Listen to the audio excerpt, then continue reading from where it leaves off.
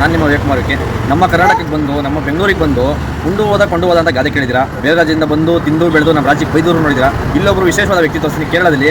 ಅವರು ನಮ್ಮ ಭಾಷೆ ಮೇಲೆ ಇಟ್ಟಿರುವಂಥ ಅಭಿಮಾನ ನೋಡಿ, ಅವರು ಒಂದು ಋಣವನ್ನು ತೀರ್ಸೋಕ್ಕಾಗಲ್ಲ, ನಮ್ಮ ಒಂದು ಯಾವುದೋ ರೀತಿಯಲ್ಲಿ ಋಣ ತೀರಿಸ್ಕೊಟ್ಟಿದ್ದಾರೆ ನೋಡಿ. ಅವ್ರು ಪರಿಚಯ ಮಾಡಿಸ್ಕೊಡ್ತೀವಿ. ನಮಸ್ಕಾರ. ಎಲ್ಲ ನನ್ನ ಹೆಸರು ರಿತೇಶ್ ಅಂತ.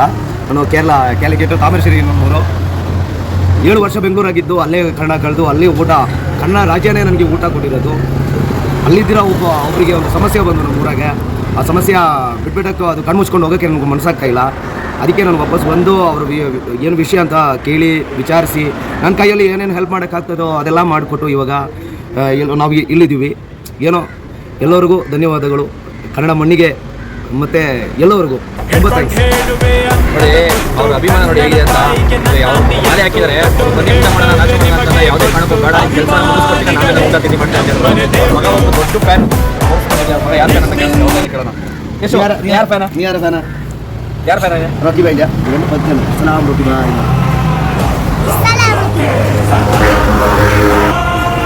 ನೋಡಲ್ಲ ನೋಡಿ. ಹೀಗೇನೆ ಹೊರರಾಜ್ಯದಿಂದ ಬಂದು ತುಂಬ ಜನ ಇರ್ತಾರೆ. ಭಾಷೆ ಮೇಲೆ ಅಭಿಮಾನ ಇಟ್ಕೊಂಡಾಗಿ ರಾಜ್ಯ ಮೇಲೆ ಅಭಿಮಾನ ಇಟ್ಕೊಂಡು ಎಲ್ಲೋ ಹೋಗುತ್ತೆ ಇರ್ತಾರೆ ನಮಗೆ.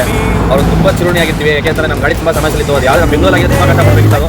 ಅದೇ ಕಾರಣ ನಾವು ಕಷ್ಟಪಟ್ಟು ತುಂಬ ನಮ್ಮ ತುಂಬ ಸಹಾಯ ಮಾಡಿದ್ರೆ ಎಲ್ಲರಿಗೂ ಹೇಳೋಣ. ಮನುಷ್ಯತ್ವ ಮಾನವೀಯತೆ ತುಂಬ ಕೇಳೋದು ಇನ್ನೂ ಜೀವಂತವಾಗಿದೆ. ಅದಕ್ಕೆ ಒಬ್ಬರೇ ಸಾಕ್ಷಿ ಕೊಡ್ತೀನಿ. ಮೊನ್ನೆ ಒಂದು ವೀಡಿಯೋ ಅಪ್ಲೋಡ್ ಮಾಡಿ ಆಂಬುಲೆನ್ಸ್ ನೋಡಿದ್ರೆ ಅದರಲ್ಲಿ ಹೇಗಿದೆ ಅಂತ. ಧನ್ಯವಾದಗಳು.